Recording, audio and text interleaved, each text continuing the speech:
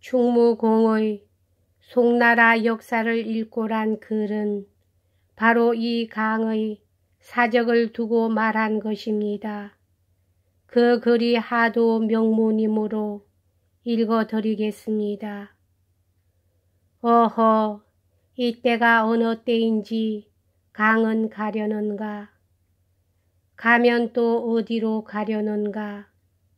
무릇이나 된 자로 임금을 섬김에는 죽음이 있을 뿐이요. 다른 길이 없나니 이때야말로 종사의 위태함이 마치 트럭 한 가닥으로 천근을 달아 올림과 같아 정의 신하 된 자 몸을 버려 나라의 은혜를 갚을 때요. 간다는 말은 진실로 마음의 생각도 못 낼 말이오늘 하물며 어찌 입 밖으로 낼 수가 있을까 보냐. 그러면 강을 위해서 어떻게 한다 할꼬. 첫째는 몸을 헐어 피로써 울며 간담을 열어 젖히고서 사세가 여기까지 왔으니 화친할 수 없음을 밝히 말할 것이요. 둘째는 아무리 말해도 그대로 되지 않는다면 극이 이어 죽을 것이요. 또 그렇지도 못하다면 셋째는 짐짓 화친하려는 계획 속에서 살 길을 구하면 혹시 만의 하나라도 나라를 건질 도리가 있게 될 것이오늘 강의 계획은 이런 데서 내지 않고 그저 가려고만 했으니 이것이 어찌 신하된 자로서 몸을 던져 임금을 섬기는 도리라 할까 보냐. 란 것입니다. 더욱이 이 글은 충무공이 정유년 일기장에 적어 놓은 것임을 보아서 정유년에 지은 것이 아닌가 합니다마는 정유년이라면 충무공이 옥에 갇혔던 해인데 공이 그 같은 순환의 시기에 썼던 것인 만큼 바로 그대로 자신의 심경을 말한 것이라 할 수 있습니다. 공은 과연 이 글에서 나타난 바대로 인생관이 확립되었던 분입니다. 첫째는 항쟁이요. 항쟁이 아니면 죽음이요. 죽음이 아니면 짐짓, 파란 속에 뛰어 들어가서라도 구국의 길을 찾아야 할 따름이요. 비웃거나 침 뱉거나 팔짱 끼고 구경만 하거나 물러나 숨거나 하는 것은 있을 수 없다는 것을 강력히 말한 것입니다. 그리고 또 한 가지 생각나는 것이 있습니다. 그것은 중국 고대 역사상에 나타나 있는 이윤이란 이의 5번 걸주에게 나가고 5번 탕 임금에게 나갔다는 그것입니다. 이윤이란 이는 어진 인물로 잘못 이름이 높이 들린 이였습니다. 그는 자기 포부를 펴서 나라를 위해 일해 보려고 하면 정권을 진 이와 같이 의논하는 길밖에 없음을 생각하고 비록 악한 사람으로 표변처럼 되어 있는 걸에게 일망정 찾아갈 수밖에 없었던 것입니다.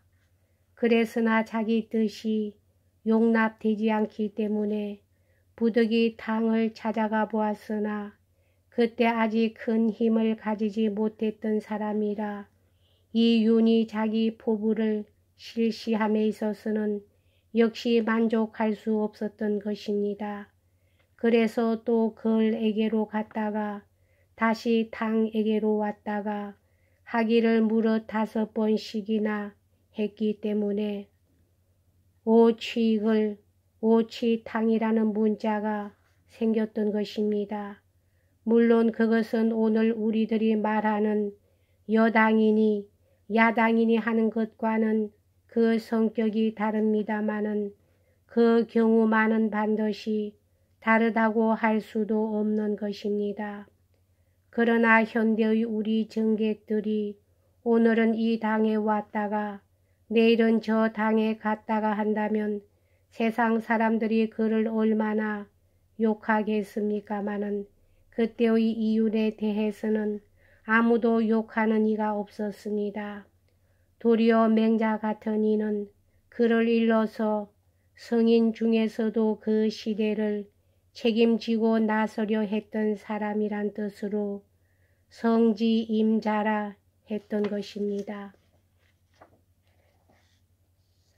아닌 게 아니라 요즘의 정객들과는 근본적으로 성격이 다른 인물이므로 이 윤이 걸에게로 갔다가 당에게로 갔다가 하던 것을 현대의 여야당으로 옮아 다니는 것으로 해석해서는 안 됩니다. 요컨대 맹자가 이 윤을 논평한 이른바 그 임자가 무엇보다도 귀중한 문제입니다. 어떠한 어려움을 뚫고라도 자기가 그 시대를 책임져 보겠다는 정열과 의욕과 자부심, 그것이 아쉬운 것입니다. 비웃는 사람, 침 뱉는 사람, 팔짱 끼고 구경만 하는 사람, 멀리 숨어 도망가는 사람들은 책임이 없습니다. 책임을 지지 않겠노라는 태도입니다.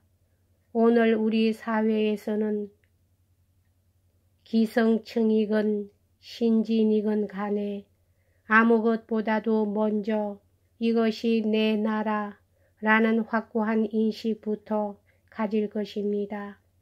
내 나라이기 때문에, 더욱이 독립된 내 나라이기 때문에 내가 참여해야 할 권리와 의무가 있을지언정 탐해, 방관, 도피 따위는 있을 수 없는 일입니다.